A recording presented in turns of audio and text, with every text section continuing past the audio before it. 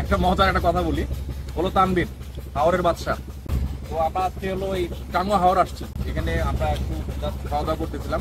তো প্রথম দিন শেষ, দ্বিতীয় দিন ওকে বললাম ডেজার্টের ব্যবস্থা কি আছে।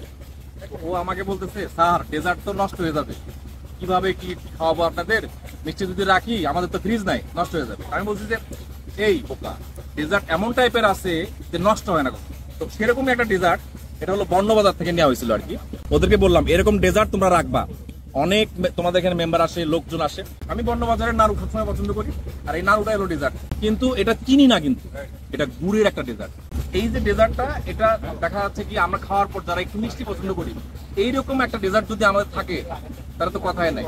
আর এই ডেজার্টটা এত সুস্বাদু, নারকেলের যেই আঁশগুলো আছে জাস্ট দাঁতে দিলেই সেই রকম একটা ফিল আসে। এবং নাড়ু যারা আসলে, নাড়ু যারা খায়নি বা নাড়ু যারা খায়, তারা এই নাড়ুটার মজাটা যদি নিতে পারে একবার, তাহলে বুঝতে পারবে এটা হলো বর্ণবাজারের নাড়ু।